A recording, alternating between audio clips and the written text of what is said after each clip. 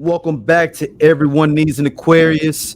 We are back in the building. I am on location in the great Chicago land, trying to make them beans, Dom. Trying to make them beans. So, trying to make them beans.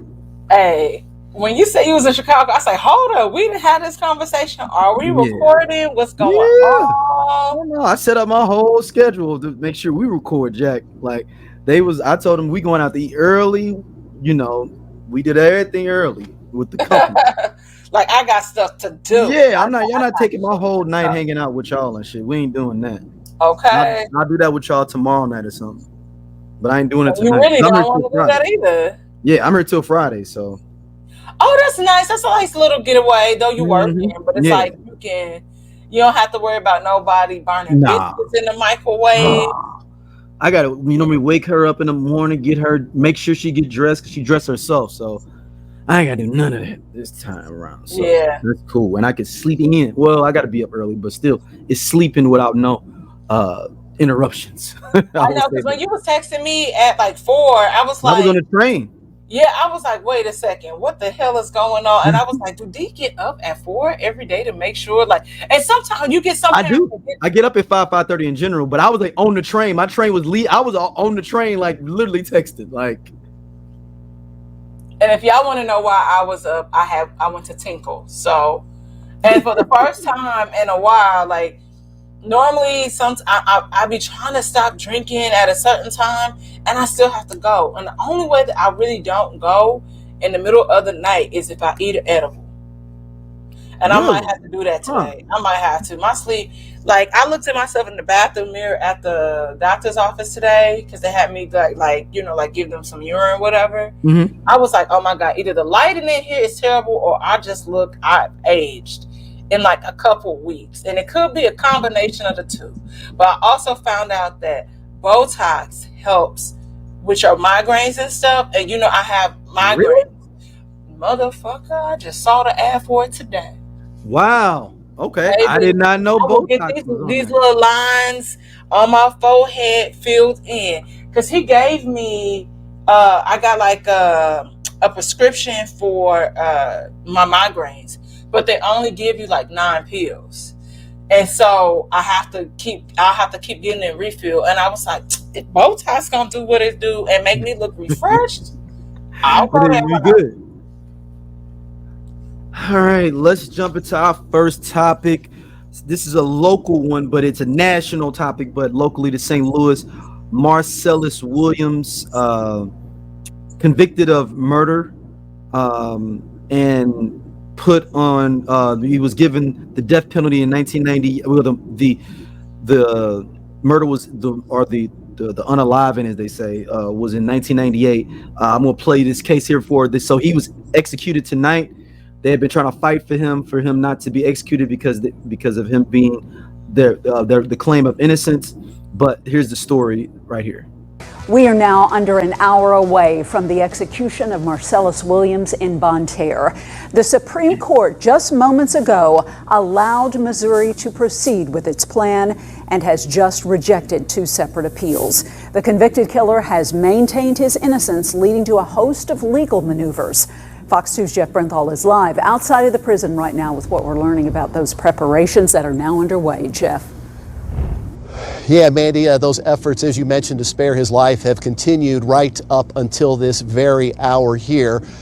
Williams convicted of the 1998 murder of Felicia Gale. The state of Missouri, though, now moving forward as they prepare for this execution scheduled to take place soon after 6 p.m. Now, there have been demonstrations taking place in other parts of the state, as well as this demonstration in downtown St. Louis today.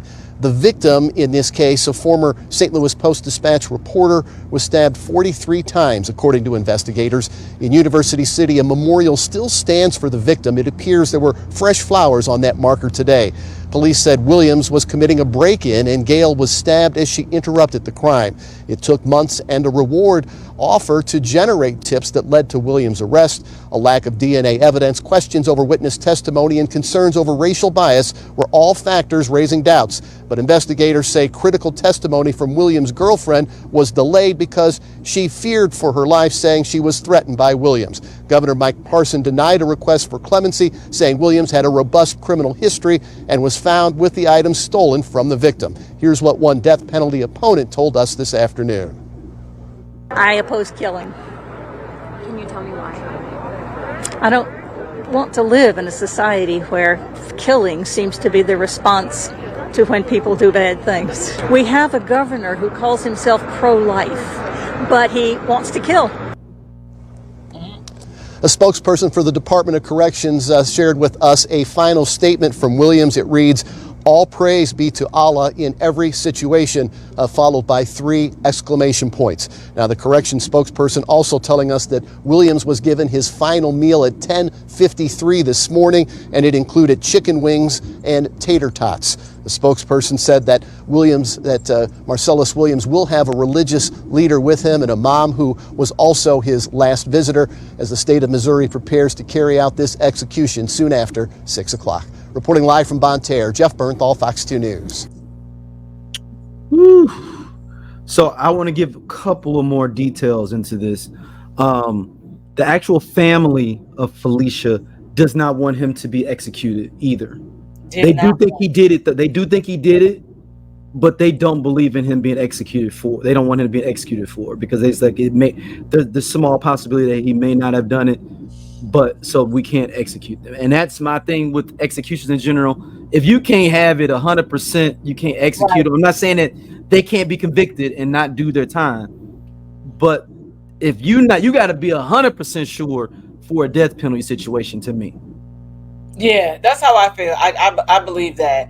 And I feel like it should only be, like the Jeffrey Dahmers or things like that, where people, I could see. And how Jeffrey Dahmer didn't get, I know, exactly. Well, racial bias does come into, is a key factor in this, 100%. And that's why I don't really believe in the death penalty.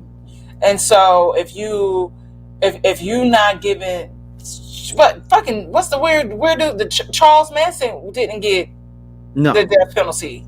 So it's one of those things where you also are in Missouri, and we are such a, we just above the Mason-Dixon line, and so a lot of things that happen in our state. I mean, they electrocuted Ted Bundy though. Okay, well, they electrocuted him like I ain't man. But we have a lot of things that happen in the state of Missouri, and a lot of different biases that we've all, as Black people from there, that we've experienced, and so I think that it is a little frustrating just because, like you said, it was not 100%, but didn't they delay executing him like several years ago? Like it was like 2017. Yeah, and so what changed from then to now? And then y'all still like, okay, we don't have enough DNA that will put him there. And I get it, like y'all said, y'all caught him with the stuff down the line or whatever, which makes sense. But it's still, again, we've seen certain things that happen in our state where the ends don't justify the means, depending on the person's color of this. And I don't. Most people, there are some people that feel he was innocent, and that's a whole other discussion that we don't need to have here. But most people were just like, he could do his time. He doesn't need to be executed though. Exactly. Like they did he did like I forgot to offer a proffer, or I forgot what it was, an offer, or it's called an offer or something plea, where you basically would say like, all right, I did it, but just let me get life and not be executed. So it was like, until you have, I'm against the death penalty overall because of the way society looks at when it comes to race, when it comes to executions. If we can't do that right, why are we even execute people in general? You're just locked up forever, and that's what it is. Yeah. And it's more money we spend going through all those as a society, going through all the appeals and going through all those things so there's someone to, for on the death penalty, unless they ask for it. Now they ask for it, I'm cool with that. If you ask for it, some people be like, give me the death penalty. I'm like, cool, cheaper for us. What you doing next week? That's what I kind of look at. What you doing next week? We can fire it up for you. But yeah, he was the state executed him with lethal injection just a couple hours ago. Also, my question is, okay, yeah, I know with the appeals that happened regarding that, and people trying to bring in and present more evidence, but that was 24 years ago. Like, why? Like 26. 26 years ago. But like, why when we see cases like this, like, is it just delayed so much because of the appeals that happen, or? Yeah, it's delayed because of the appeals. Okay, because I was like, damn, 24 years is that's the average time, damn near, that it takes for you to, like, most executions. And that's a long time, and I'm just like except for Florida Florida got Ted Bundy to fuck up out here very fast, though. He got convicted. We can confirm that he did that. Yeah, he got convicted again because he had broke out. He got convicted again in 78, 79. They put him to death at 89. It took 9 years. Still a long time. That's still a long time. And considering that he did like 20 or 30. He did this shit. I wouldn't, so like we got you. Like we ain't got cameras back then. We got everything on you, player. You got it. Yeah, I think that we just have to. I'm with you. Like I feel like it, especially if the family has intervened and said we don't want him to get the death penalty. Like there's because that, like they said, there is that minuscule chance that he might not have did that. You know what I mean? And if they're advocating and speaking of like we're against this, I feel like you gotta kind of roll with that. Yeah, because it's not your revenge. Then this is revenge. That's on the actual individual. They probably did that. They probably still did that to just make an example out of him. Yeah. I'm like, because that's what that's about. Yeah, they love doing that.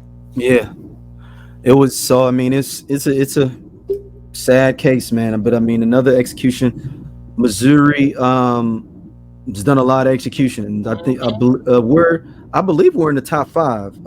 Maybe I'm not surprised because a lot of states don't even do that no more. Yeah. Let me see. We might not be top 5. I know. I think Texas is number 1. Oh, I can see that. Okay, so Missouri is in the top 5. It goes Texas, Oklahoma, Virginia, Florida, Missouri. Yeah, we're number 5 on the amount of executions. Texas is leading by far. They got 598. The next is 125, which is Oklahoma. Texas. That's why I say Texas don't mess around, boy. Yeah, Texas is just different. Yeah, they don't mess around. All right, let's jump into everybody's favorite topic. Shout out to everybody that's been checking us out with it. Y'all know what time it is.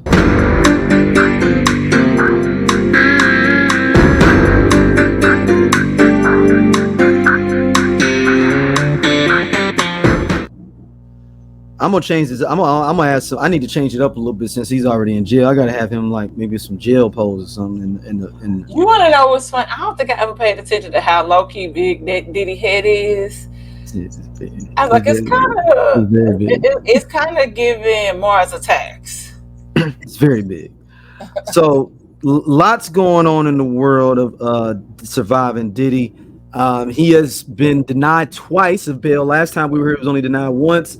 He's been denied twice from bail, and these are RICO charges, y'all. RICO charges. Explain to the people what that means. RICO charges. I'm just gonna make it in layman terms.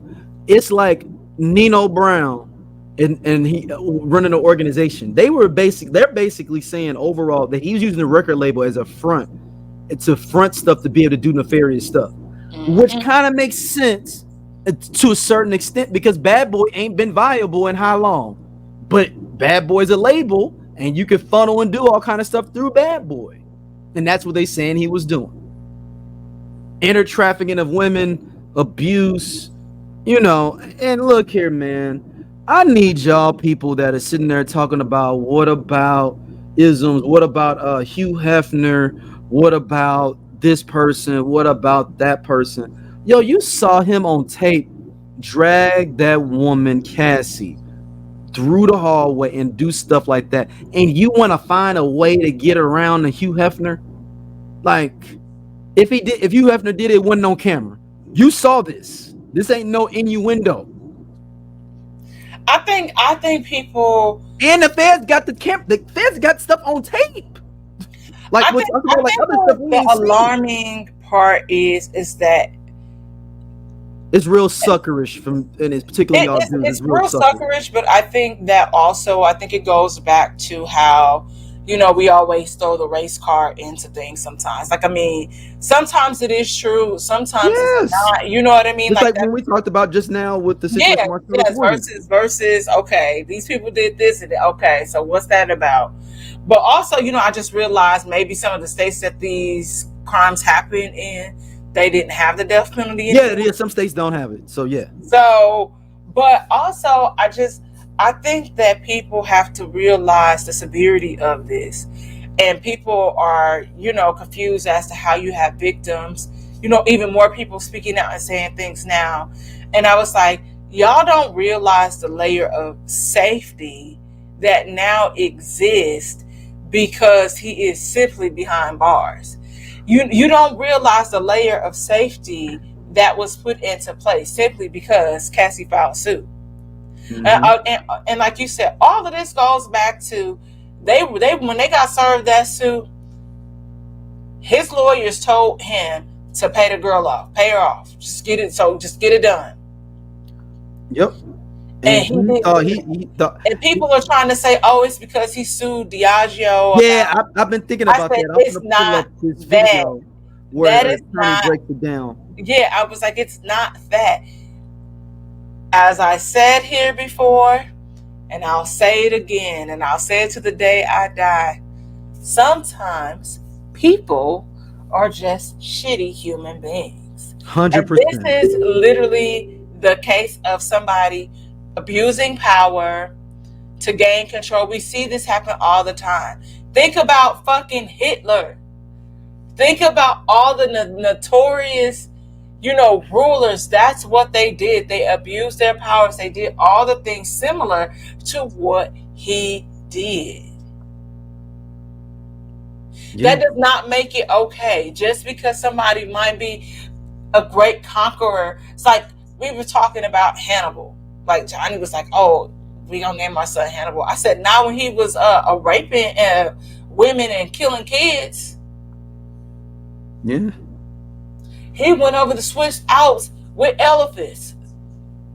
He still doesn't negate the fact that he did some shitty things. Not interested. And so I want people to also understand that you can't, people are like, I can't believe there's no crime against having 1,000 bottles of baby oil and lubricant or whatever. No, that it's not. But y'all not alarmed by 1,000 bottles of baby oil? That's not weird to y'all. And half of y'all that's in them comments talking, y'all not even using lubricant when you supposed to. And y'all be wearing, you know, magnums, making the girl vagina, you know, smell like a tire. Ooh, whoa. It's like a tire. Damn. Like, how does that? What? I mean, it's just the tire. It's the lace. It's how Trojans just are. It just smelled like you was burning rubber. Oh, I see you saying. Okay. Yeah. So that's what I'm saying. You know, everybody picks and chooses what they want to be, you know, like upset about and go to. The I Only Listen to 90s Music podcast is a show for 80s babies who were 90s kids. If you were a No Limit soldier, then this is your show. If you believe that Cash Money is not an army but was a Navy, this is the show for you. If you and your friends ever tried to sing a song written by Escape, In Vogue, Shy, or Voiced Men at a talent show during middle school, this is your show. The I Only Listen to 90s Music podcast is a bunch of 80s babies talking about all the songs and things that we loved when we were kids and teenagers. So if you went to the skating rink and you were at a lock-in, this is the show for you. If you think that Tevin Campbell was the original Prince of R&B, this is the show for you. If you don't understand the conflict between Monica and Brandy, but you're kind of on Monica's side and understand why Brandy got punched, this is the show for you. Make sure that you tune in, subscribe, click the little subscribe link. We're here. We're going to talk about all things 90s music. This is the show for you. But it's just irritating. Yeah, it's just weird money, you know, just to, like, why are you defending Diddy? Like, you know? Of all people. He ain't never did nobody right. And here's the thing. I mean, this person crazy too, but Suge been told us about him. Yeah, Suge Dez already said that, you know, that he's already, you know, yeah. It just is what it is. And I think that like the fact that so many people, but it's been what's wrong with the world. So many people lack understanding and empathy and basic comprehension skills. I mean, a lot of them look at it like, I think in the messed up ways, like, man, that stuff could have happened to me. What about all the chicks I be on? What if they say I did something? If you just don't do nothing and you can teach young boys to do better when it comes to women, then we can have some better conversations. Yeah, seriously. Like, it's not about them trying to come for Diddy to get us away from the election. And it is not. This is not a distraction. This is not. The election is still going to elect, and it's still, when you are tuned into the right things, the right information, and the things will come across your algorithm. And if you feel like you're not seeing nothing, then go and do a Google search. Yeah, that's what I want people to stop doing. And we love to victim, you know, like, blame. And it's utterly disgusting. Just because, again, we just broke it down in layman's terms. What happened and why you have people speaking out and saying stuff. And also, it's like, what was that? Not Eyes Wide Shut. You know, like in plain sight. Literally, that is what has happened here. It's not like this is new information. It is just now somebody got tired of the abuse that I'm confident was still happening regarding Cassie. Mm-hmm. And the chips fell. And it is what it is. Yeah, it's weird. It's weirdo stuff. Hold on, I want to play this for you. This lawyer, Mo Gigant, he actually breaks down, like, it may not be as nefarious as people have been thinking, like, oh, it's Diageo, it's all these different things.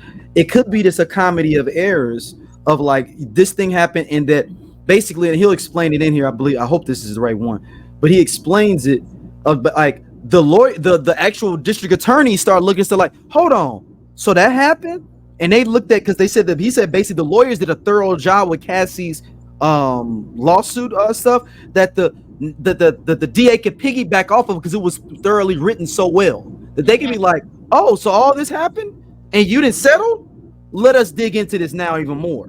Hold on, I'm gonna play this. This is Mo again. I hope this is the right one, because I found this, but let's hope this is right. Tell you the craziest thing about Diddy being locked up right now, facing mandatory minimums, the possibility of life in federal prison. Go read the transcript from the bond hearing and listen to what the defense says they believe is the start of the feds looking into P. Diddy. The defense says My read of it, many months ago, a woman approaches Diddy and says, hey, this is through lawyers, we're going to be releasing a tell-all book about this woman's experience with Diddy over all the years. And it's going to make you look like a monster. And if you don't want that book to get out there, you can buy the exclusive rights to it for $30 million.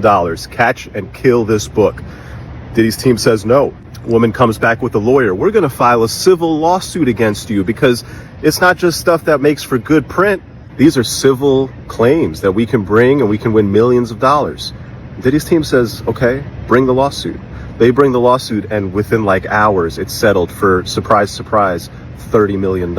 After those things happened, a line of people came with stories to get their check too. Hey, if she got 30 mil, what can I get off this guy? I was there, I saw this, I heard that.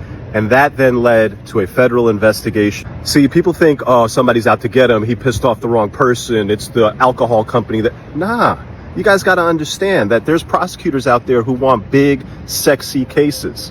They don't fall out of the sky every day. The chance to go after somebody like P. Diddy and put him away for life is like the greatest case you could ever find if you're a prosecutor. And so when a public filing gets released and you read it and you go, wait a second, that law firm is mad thorough. Wait a second, he settled it for 30 million. Wait a second. If all of this is true, then I could probably get some subpoenas. I could probably collect some evidence. I could probably build a case. They start doing it. They raid. A couple months later, they indict.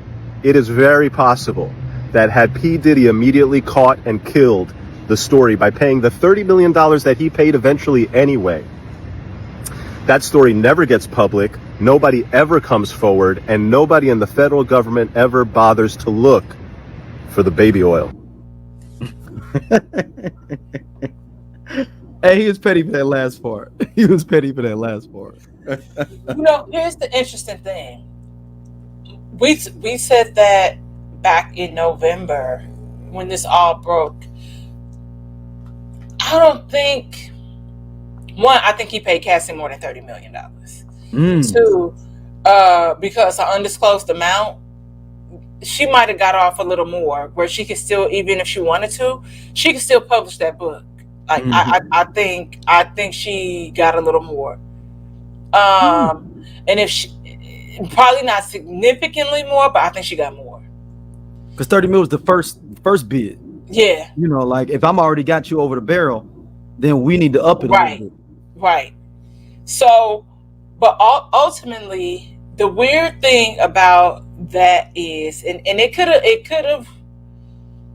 happened exactly how he said it was about the case. The only thing that makes me feel like the feds was already kind of onto him was just how quick, when the NYPD, when it was released, that they was like looking into him and investigating, they killed that story right away. That's the only reason why I was like, maybe I was like, I'm picking up that might have already been something there, because and it's nothing to go back to interviews, from Gene Deal, because it ain't like he ain't said nothing or reported nothing before.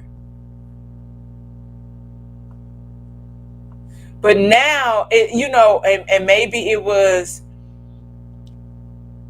versus, I don't know what that process looked like for him, versus you got this thorough document. Hey, sorry. She making a lot of noise over here, y'all. Yeah, but it's literally, y'all see how easy that was to follow that and understand that. It's very logical sense of what he was doing. He looked like Rob Kardashian. The funny thing is, like, the first time I saw him, he had like a short haircut and he looked more like like a little bit like Cal Penn. A little bit, because he had the short hair when he had the short hair. Okay.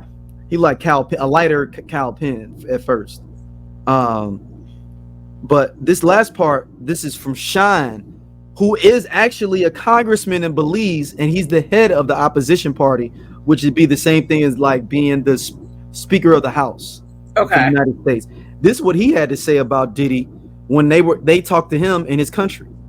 When I was a 18-year-old kid, just wanting to do nothing other than make my mother proud and make Belize proud and do what all of us want to do, be recognized for our talent and take over the world. I was defending him, and he turned around and called witnesses to testify against me, and he contributed. He pretty much sent me to prison. So that is the context by which you must always describe that relationship. Yes, I forgave, I moved on, but let us not pretend as if I was in Miami for Thanksgiving and Christmas. Well, I saw and you that spent a birthday with him once. I saw a birthday cake. went again to do a charity event for impoverished youth in London. So let us not lose sight of what the cold hard facts are.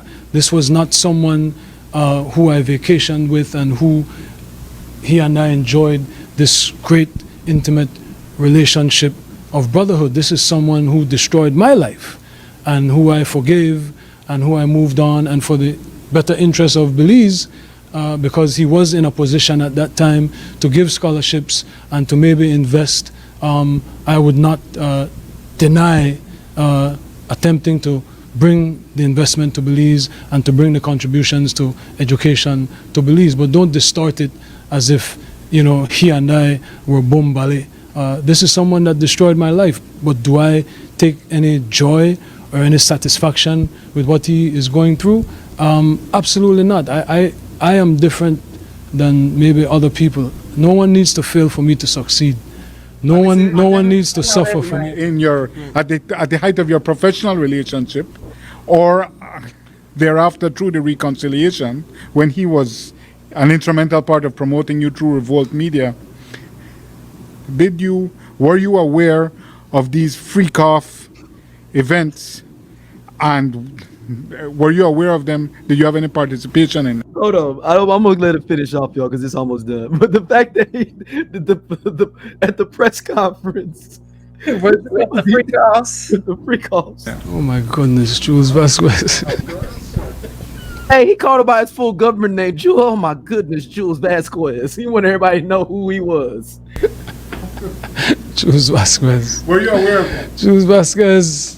Were you aware of the freak-offs? Sir, I had nothing to do with Sean Combs' personal life, no interaction.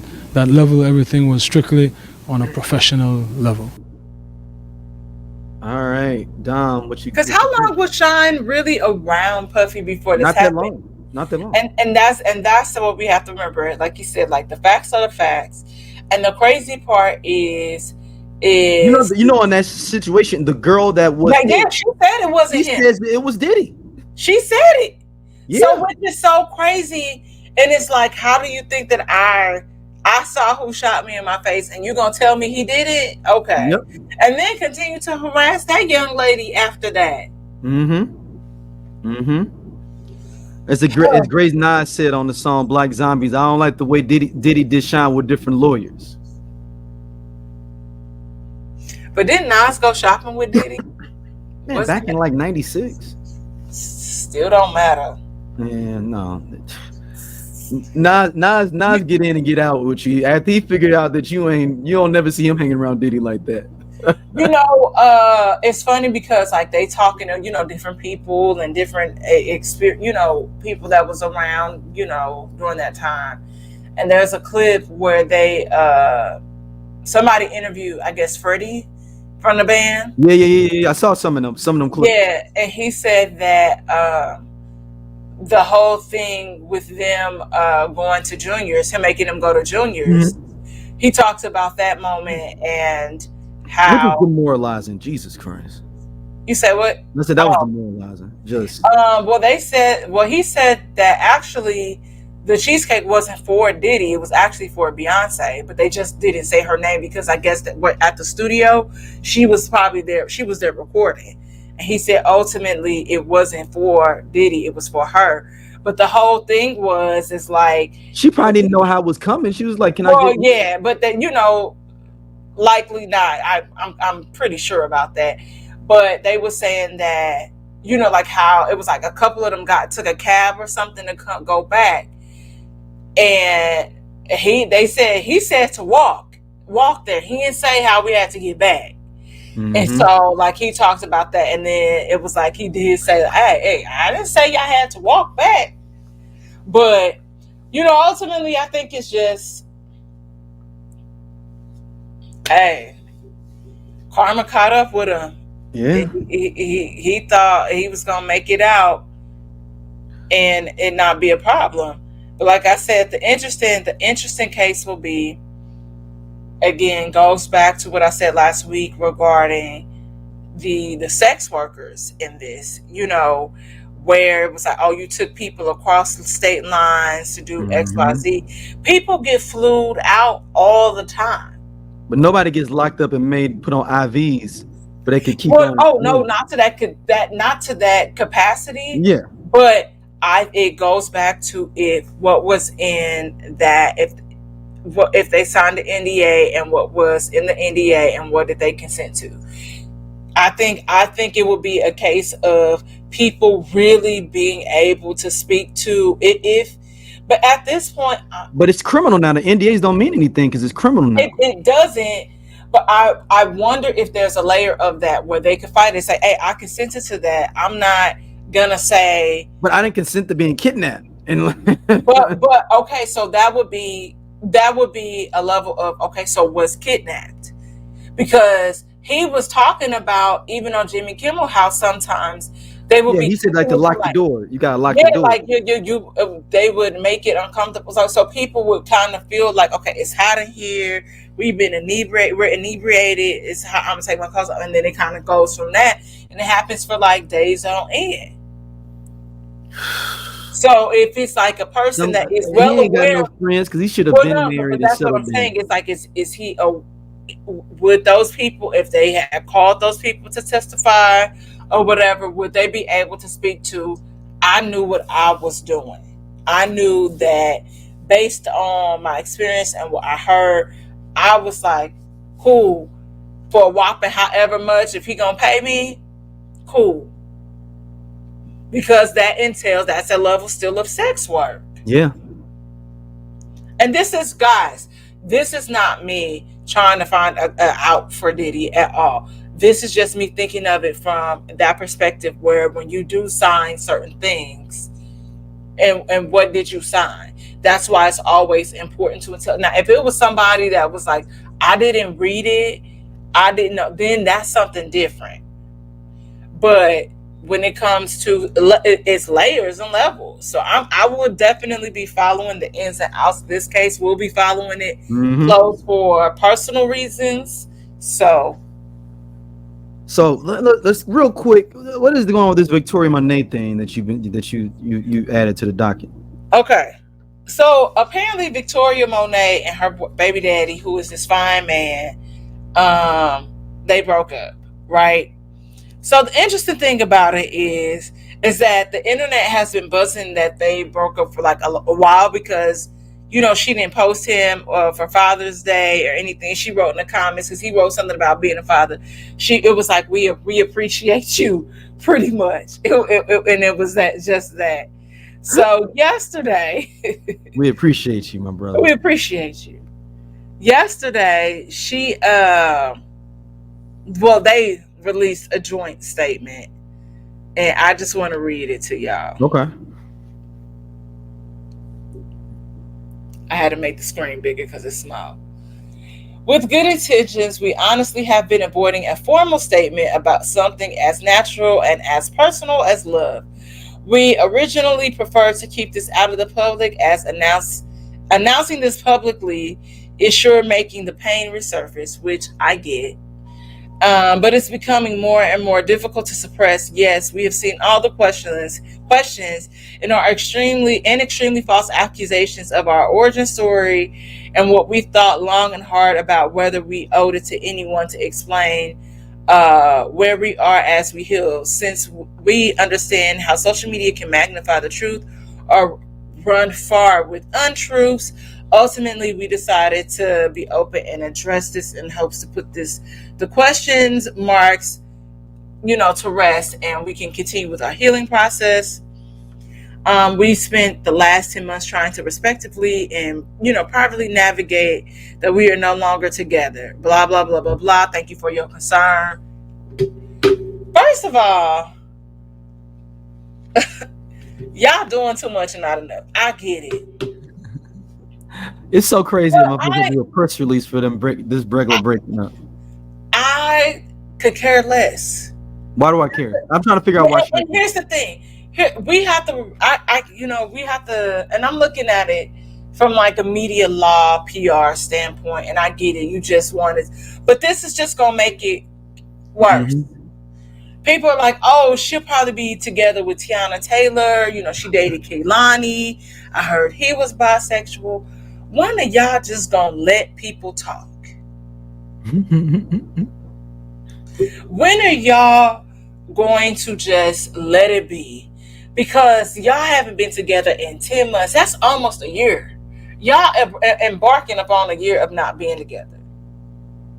Yeah, like none of your business. Why are you even feeding into it? It's not, and there are people that are always, I get it, the blogs, their fans, and they in your questions. You know what you can do? Hit the block button. Yep.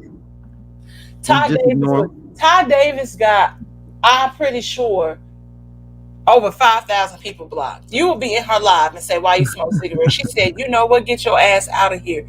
Block. She will go through and find your name and go and block you. And who is it?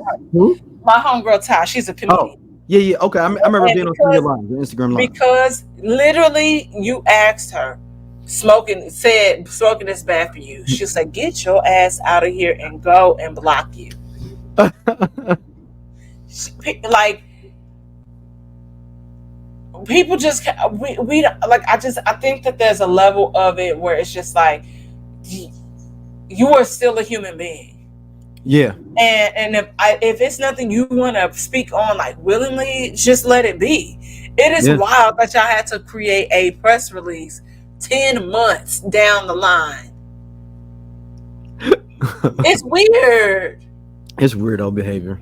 Yeah, that's all. I was just like, you know what? I don't think I really cared that much to really clarify. I think also when you hit a certain age too, you just nobody like, should be caring. You just like, I really don't care what this person said and what am I? Because what am I gonna say? That's gonna change anything. Somebody's mind. Mm-hmm. Yeah. That's all. Shout out to Victoria Monet. Hey, she popping now. She'll be all right. She'll be all right. She'll be fine. We'll be waiting for Jaguar 3. It'll be really good. All right. Next up, we're gonna dive into a little bit of hood politics here. So the trial for the untimely demise of young Dolph is going on currently, and the prosecutors have claimed now that Gotti's brother that was unalive a few months ago allegedly put $100,000 hit out for young Dolph. Let's dive in some of this case right now.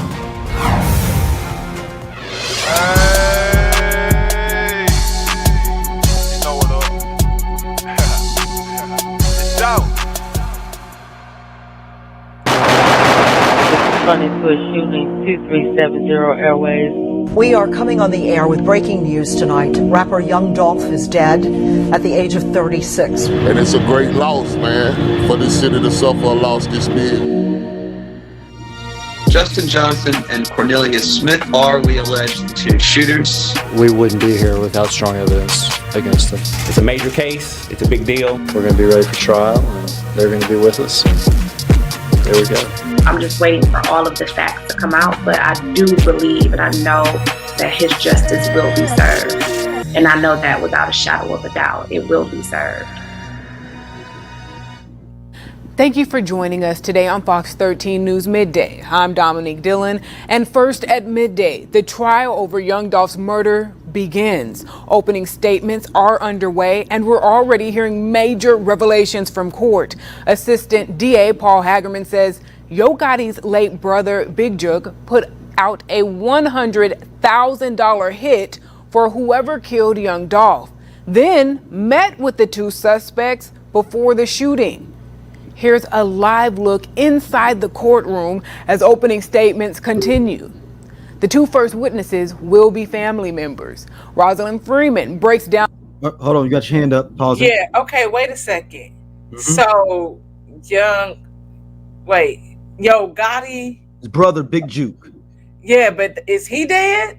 Yeah, that's the one that got messed up at the funeral, where they took him out at the funeral.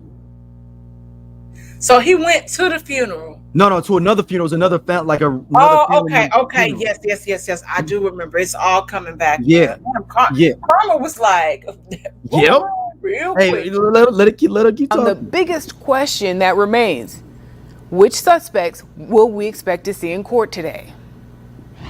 Multiple sources told Fox 13 Jeremy Pierre that Justin Johnson will be the first to stand trial today. Johnson is one of the alleged shooters who shot and killed Dolph in November 2021. He was one of the 4 people charged in that case. The others are Cornelius Smith, the second accused shooter, along with alleged mastermind Hernandez Govan. A 4th person, Jamarcus Johnson, took a plea deal last year, admitting to being an accessory after the fact.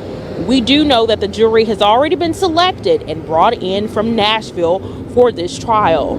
Fox 13 will be here every step of the way. There will be live coverage, and we will continue to keep you updated. Live from downtown. All right. So some more references and stuff in there that they're not talking about in here. I'm gonna break down for you and some other people. So with this whole thing it was to be on the record label. These two guys want to be on the record label, CMG record label, which is also Glorilla's on this label as well. They want to get assigned to the label. They was gonna get $100,000.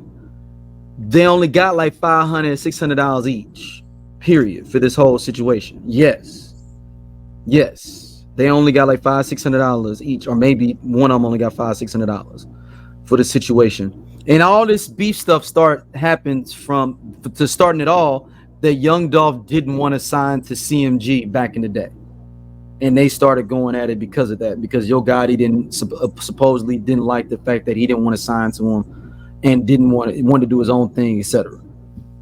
So this is all a big old mess and all this bloodshed for no reason at the end of the day. No reason. I was going to ask you, where did that beef stem from? And that's where it stemmed from. Saying that. Yep.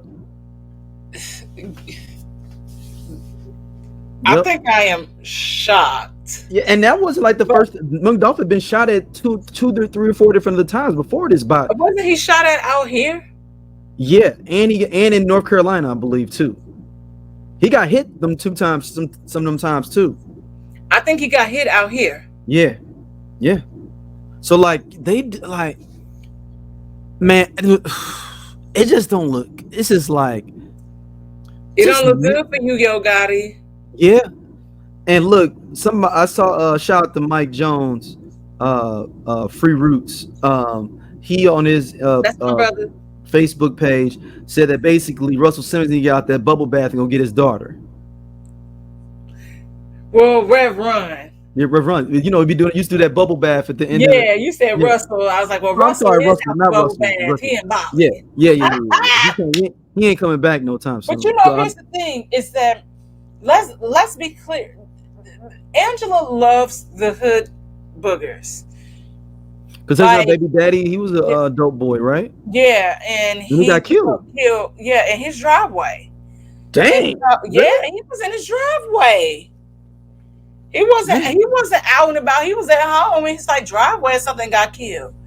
So it's like, you know what I mean? So I think that ultimately it at some point, and it's weird because what it gives is like, you know how like Nunu was on ATL? Oh, that's what it gives. And you know, like not really associated with the hood, but you got hood adjacent friends and friends in the hood. And so it gives you a level. And her dad was still from Queens, so she would still be out in Queens and stuff like that. And I know their mom, like their mom, their biological mom. Like I feel like she, you know, was still in Queens. Yeah. Yeah. But so you would like have your foot in and out, but y'all you live with your daddy, like you grew up over there. So we got our intern Aqualad. Aqualad, I'm gonna bring you in. I'm just gonna have you talk real quick. Are you into Young Dolph's music? Or do you know that's a little bit younger than me? Like, I'm just gonna let you talk real quick. Hold on. Hold on. I'm unmuting you. Give me a second. Go ahead, Aqualad. Are you into Young Dolph, man? Can you hear us? Hold on. He's unmuted. You acting your age over there. You said who, me? With the tick? Hold on. Hold on. Go ahead. I pulled you up. So go ahead. I can't hear you, Bobby. Go ahead. I'm not a huge fan, but my stepdad is. Okay. Yeah. That's a whole other thing. 47, 49. How old are you? 20? Yeah, he's 20. Oh, okay. All right. All right, I'm gonna pull you back in the back. I just want to know. Like, I've never listened to a Young Dolph album. Never in my life either. I heard that song that they played in their Preach was my joint. How does that go? I just know the part Preach. Like, I don't know that. I don't know that either. So maybe I don't know a Young Dolph song. Like, I have a homegirl that was a big fan to him, and I listened to something where he say "you big bobblehead bitch" or something. He's talking about Yo Gotti, you know. Yeah, I'm pretty well. Yeah, He got a song like 20-some caskets or 20-some shots or something dissing them too. So he used to be dissing now. He was going at him. But it's also that song that whatever was in that sounded like Down in the DM. So I'm confused what I was listening. I mean, it's that Memphis sound. You know what I mean? It's that Memphis sound for sure. Shit, y'all don't come for me in the comments because I just don't know. So I'm on the lyrics to my song Preach. Never trust a bitch, never trust a nigga. Fuck bitches, get the Skrilla. Don't trust these motherfucking niggas. Never trust a bitch or a nigga. Right? Get Skrilla. Yeah. Okay. Yeah, and then then the chorus goes, keep it real with your dog no matter what. Preach. Same bitch that claims she love you, she'll set you up. Preach. Out here in these streets ain't no such thing as love. Preach. So that's that's one little joint I know by Young Dolph is that Preach. And that's how old I am. So but the idea of this whole thing that this is on some mafia stuff. First of all, 100,000 is a lot of money. Is now, it? Yeah. I can blow that in sacks. No. You gotta misunderstand what I'm saying with this. For some little hood bookers, these weren't professionals. These were like some little hood bookers that want to be signed to your label. And like, I get to sign the CMG and I get 100,000. We got and it's some other stuff that said that they was looking to go to his toy drive and try to get him.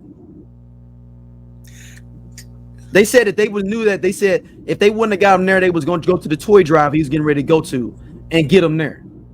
That's how much they didn't care. Yes. Like the weird thing is so you inserted yourself in something that had nothing to do with you. That's why we're talking about CMG. You want to be down with CMG.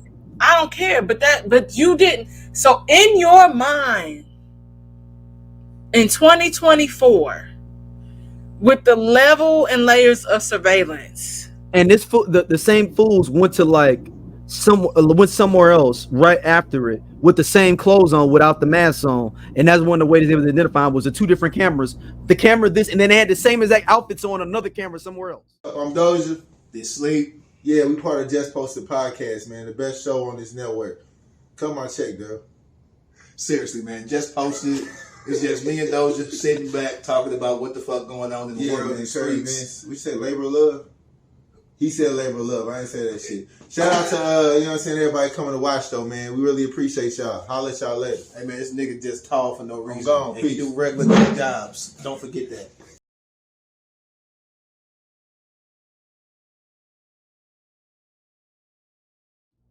That's what I'm saying.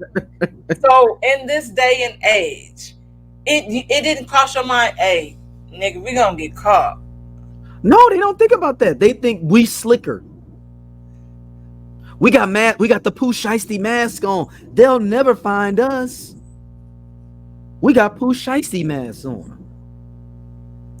That's what I'm saying. Like, it's just so you didn't like your life anyway, and you probably thought life would be easier going to prison. That's my story, and I'm sticking. Oh wow, you think so? Because there's no way in hell in 2024 how if you are that you can even get away with that with people having Ring cameras, all of these different things, where people got all of this surveillance shit at their house. The city is surveillance. Your phone is surveillance.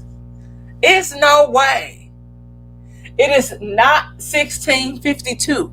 1652. That's real. Yeah. But people think they're slicker. They think that this is my one shot. It won't happen to me. I ain't got nothing else to live for. There's so many different socioeconomical things too. Yeah. And some people just crazy and don't care, to be honest with you. And don't care about life as much. That's some people are. It was easier for them to go to jail. I can lift weights all day. No, come on, dog. I can read books. They you train think me those like cats reading books? They might. Everybody go to prison. I'm gonna turn my life to. I'm gonna be Muslim now, and then I'm gonna maybe get a degree or something. So in the event that I may get out, I may be able to pick up a trade or whatever. But that's because think about it. When people do get out of prison, how do you think that they end up back in prison so quick? Well, a lot of the life outside the pen, you've gotten accustomed to a certain life. Yeah. It's more than that, though. It's more than that. It's a lot more recidivism. Some of it is not having opportunities. When you got that felony on you, and you got to maneuver a certain way. It's a lot of factors involved. But you're right. There are some people that just like, I just rather be back in jail. It's easier. I got a regiment, and I'm used to it. And I don't want to live back in this world, and I got to make decisions. Mm-hmm. Some people are like that. I got to make decisions. Man, I'm ass out here. I can't be doing this. Yeah. See?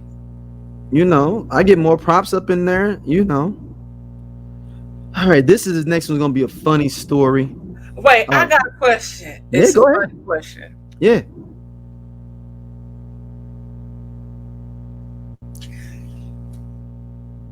With everything that's happening with Diddy, does that mean I can't listen to Danny D. Kane anymore? No, you fine. I mean, I'm still listening to Biggie.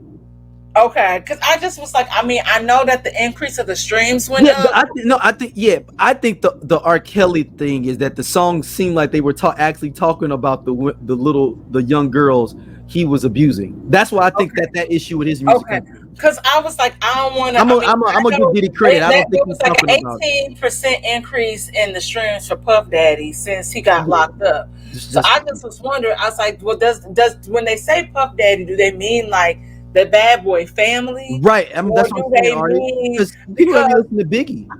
I listened to Danny D. Kane yesterday, and I just wanted to know how to proceed. The showstopper. Sure did. Well, it was okay. I listened to the first album because like the song that got the song. All I need is one shot, and so I was like, all day. So I was like, I'm gonna listen to Danny D. Kane and clean the kitchen. That's what I did. I only know Showstopper. That's the only song that Danny D. Kane. All right. Yeah, I wasn't into the Danny D. Kane thing like that at all. It wasn't my thing at all. All right. This one's funny. Brighten people's days. Listen to this story here about this 8-year-old little girl. Went on a little journey. She did her own thing. Girl had places to be, and she took it upon herself to get there. This morning, she drove herself to Target. According to police, the girl lives in Bedford and drove to a Target in Bainbridge Township. Off as a missing child report soon turned into a busy day for an 8-year-old at this Target in Aurora. He did advise the driver appeared to be small in stature, and she should be in that vehicle driving. The driver was an 8-year-old girl who was originally reported missing along with the family's vehicle, a 2020 Nissan Rogue. In a press release from Bedford Police, family last saw the child around 7 a.m. A next-door neighbor provided the family and officers with Ring camera footage that showed the child got into the SUV and drove off around 7 a.m. alone. Bainbridge located the vehicle so far, but not the child. Officers learned through dispatch that Bainbridge PD had located the vehicle in the Target parking lot in their city. Bainbridge does have the female juvenile. Moments later, officers were able to locate the 8-year-old inside of the Target. On a Facebook post from Bedford Police, they said they did let her finish her Frappuccino. The girl admitted during her drive she struck a mailbox. Target employees told News 5 the child walked in with more than $400 and proceeded to walk around the store shopping for items and checking out. Now, police did make Target employees give the money that was spent inside the Target by the 8-year-old back to the family, and All right. Yo, this little girl needs to be recruited. Return the merchandise. Yeah, man. Look, they need to recruit her for the CIA, FBI, Homeland Security or something. Because she was 8 and able to get there and only hit a mailbox. That's the only thing she hit the whole route. Like, that's impressive. And I drive a Nissan Rogue, right? and like, low key, though it's like a small SUV, I don't like, it's like, it ain't, I have like I don't have like the sleek model. Like, they have like variations of it. So like, I got like the regular, and I'm like, that's kind of a big car for, you know what I mean? I mean, it's a big car. Cars in general are big for kids, right? Yeah. But like 8 years old, And like that's a big ass car. Yeah.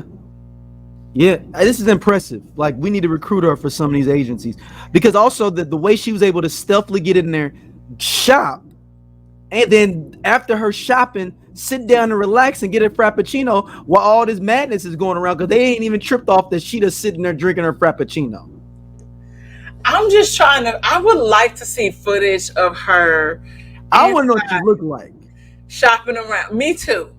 But I know you can't do it because it's a minor, but I just want to know. Yes. But I'm like, y'all, we can't blur out her face in the camera footage and just see her coming in there. Like, I want to see her park the car. Yes. I want to see her hop up out the road and walk in. Did she lock it? Like, what did she buy? You know, and she had $400 on her. Like, $400. So hold on. And see, my question is, was it more than 400? Did she have 400 left after she did her shopping? Or well, they said she came in with $400. Okay. So I'm wondering, like, what did you buy? Did you buy toilet paper? Did you buy Barbies? Did you buy video games? What happened? Because I think about those video games, and you had to go to you got to go ask the attendant to get you out Mario Kart. You just can't pull Mario Kart. Yeah, you can't. So that's what I'm saying. What did you buy? And then afterwards, you got this Frappuccino, and they let you finish it, but then this is the girl's version of Home Alone. This is Kevin McAllister. But here's my question. Okay, when y'all say we made the employees give her money back, did y'all process a return, or did she get to keep the merchandise and y'all still had to take the L giving her money back? Like, that's what I'm saying. I just think this is Home Alone 4 with a little girl in it written all over. I just got questions. Yeah, I got questions that need answers. Yeah, exactly. Like, I just want to know, because when I saw this story, I was just like, fucking Xander. That's something Xander would do, yo. That's what I thought about. I was like, this is Xander. The thing is, Xander's so scary, though, she would be scared to drive. But if she had like a bike or something and a Target, like it's a Target over there off of Grand, not that far from us, if she wasn't so scary, because she just scary kid some little bit sometimes, I could see her doing that. Like, because she saves money in her piggy bank. She might got a couple $100 in there. Okay. My grandma give her money, you know, all kind of people give her money. She don't ever spend it. When she always be like, I'm gonna give it to you when we get home. And you know she never do. So she does stack up money. So I can see that an 8-year-old may have $400 on her own, and not that might be her money y'all gave to mama. No, that might be her bread. Yeah, that's what I was like. And where'd you get the money from? A whole bunch of birthdays, grandmas, aunties. Can we get an update on the parents, like, what happened? Like, what was the conversation after y'all got home? Is she on punishment until she turned 15? Are we getting her into like some like driving class, like where she can do like go-kart driving, like not go-kart, like she gonna be in a program? Race car driving stuff? Because that's race car driving. You only hit one thing. Yeah, no, that is impressive. Impressive. I wonder how far was this away from the how far was this target? That looked like it was far. Yeah, that matters for her to know, to remember and know. My daughter barely knows. She knows how to get home, but she don't know where the target is. Like if we driving there, like for her to remember all the different streets at 8 to get there, and maybe even got on the highway. Yeah, what if she got on the highway? I hope she didn't. She had to give. This had to be by the streets. But I think it was by the streets. Just yeah. I feel like it was by the streets. But I just. But it'd be awesome if you got on the highway. And I want them to find, like, talk to the parents and like do a follow up. Like, we need an update. Yeah, we need to know this little girl. Maybe when a couple of years, maybe like a couple of years, they'll like the dude that said I wanted to do hood rat stuff with my friends, because I think he ended up going to jail. He was like in detention. Yeah. He did. Yeah. All right. Last up, finally the Ryan Coogler, Michael B. Jordan project that they have been talking about and teasing for like over a year. This will be a horror film. Finally dropped this trailer literally right before we jumped on here. We're gonna play a little bit of it, talk about it. The movie's called Sinner. Hold on, your cousin was the dude that was in 8 Mile? Is that him? Yeah. That's your cousin for real? Yes. I like him as an actor too, man. Yeah. That's my cousin Omar. Omar, yeah. Wow, small world. Yeah, wow. I keep flooding it, but I'll tell you actually how I met him now. I don't know what the hell is going on in this, but let's tell your story first about how you met Omar, and then we'll talk about the trailer. Well, I always knew he was like my cousin or whatever. Just like LeVar Burton is my cousin. Yeah, LeVar Burton married my cousin. Rainbow? LeVar Burton. Yeah, so he married into our family. So his wife is a Cozart. And so that is my maternal grandmother's, that's her name. And so LeVar Burton's wife, she was really close to my Aunt Levada that ended up moving to like Indiana or whatever. But anyway, so Omar is like, I always knew that he was like my cousin. I'm not for sure what the lineage is, but when I first moved to LA, I went to an album release party for Jill Scott, and like the person formerly known as my cousin was like, "Oh, does Forrest Whitaker have a son?" So I like turn around and I look, and I was like, "That's my cousin." And so I walk up to him, and I was like, "Hey, cousin." And he's like, "Who?" And he takes a step back and he looks at me and he says, "Ooh, you a Cozart." Yeah. So he knew. Yeah. So he's related to LeVar Burton then by marriage too then. Yeah, it would be, yeah. Wow. Ooh, you a Cozart. So we talk every now and again on Facebook, but I don't never want somebody to feel pressed, like to change contact or whatever. You want to be natural, man. You don't want to be on so I'm like, I'll be pressed. So yeah. But yo, this trailer, what the hell is going on in this? It's giving Walking Dead meets Demon Knight, kind of giving, from dusk till dawn, and a little bit of Jordan Peele. I don't know what to expect, and so I've just been waiting for. I was wondering if all these people are in purgatory or hell. Because when he says like, "I'll see you, brother," or whatever, like he's sending him like he's going like to heaven or something, or going somewhere else, and like because he says sinners, so that's why I was wondering if it's all these people are sinners stuck in purgatory or hell. Well, Coogler, who also wrote the movie, has crafted a cool prohibition horror thriller, but the monster remains faceless, or as one terrorized man cries as he tries to flee, "There's some weird shit going on out here." Maybe it's something like Black Box. Black Box. Okay. Okay. And then I ain't seen no demons, no ghosts, no magic till now, says Jordan's protagonist. Says the preacher voiceover, you keep dancing with the devil, one day he's gonna follow you home. And so, yeah, I mean, it could be something like that where it is more of a supernatural thing. But then you see that group of people at the end that's standing out there. Right. So, like, what is that? Like I said, like, is that some sort of zombie-esque type thing? But also, I just want to say, when I read the interview on Deadline and I saw this picture of the person that wrote it, Anthony. So this is supposed to be the official synopsis that they trying to leave their troubled lives behind. Twin brothers Jordan, twin brothers played by Mike. So Michael B. Jordan's playing twin. Yeah, he's a twin. They show it. Okay. Return to their hometown and start again. Only discovered that even greater evil is waiting to welcome them back. That's it. So I thought that picture. This is random. I was like, who is using that picture of Madam CJ Walker as a profile picture? The man right here.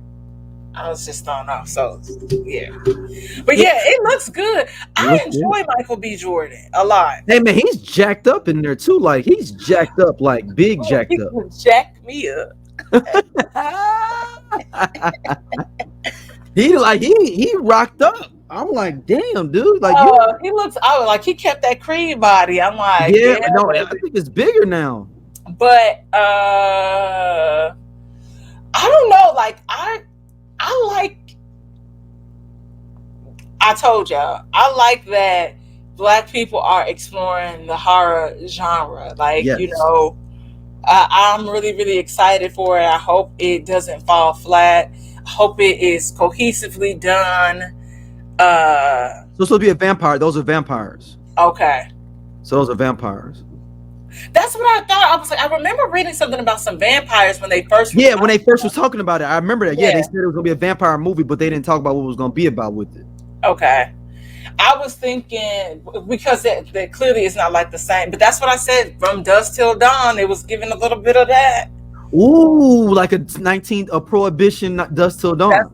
Yeah, I could see that. I used to really enjoy that movie for some reason. It was good, man. But also, then I used to have nightmares that I was in it, so that's not good. So it's connected. It's also, that movie is connected to basically the Quentin Tarantino universe.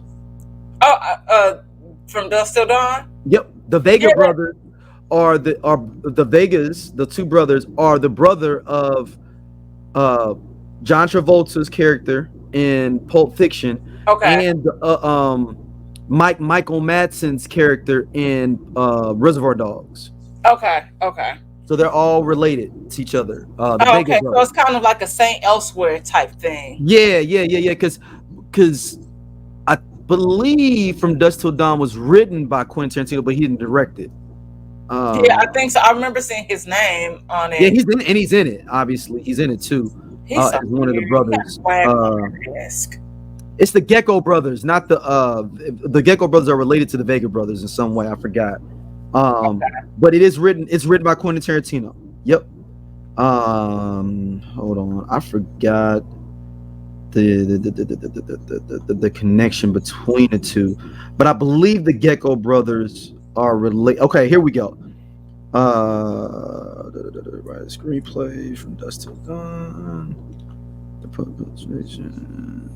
I know it's supposed to be before Dusk Till Dawn. Hold on, y'all. I gotta figure this out. What the relationship is between them.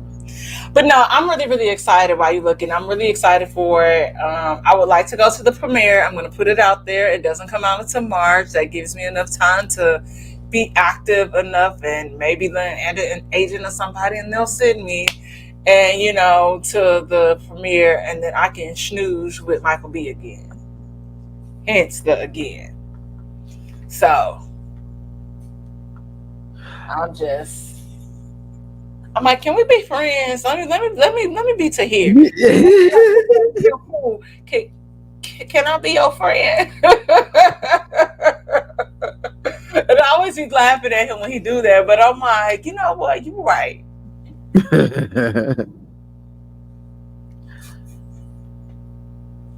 Yeah, so the Vega brothers are connected to the so I know that they're supposed to be connected from dusk till dawn, all that stuff. So yeah, it's all connected in that Quentin Tarantino universe, y'all. So okay, it's y'all can dive into how they all a little bit deeper with the Vega brothers and the Gecko brothers. But yeah, I'm looking forward to this movie overall, and yeah.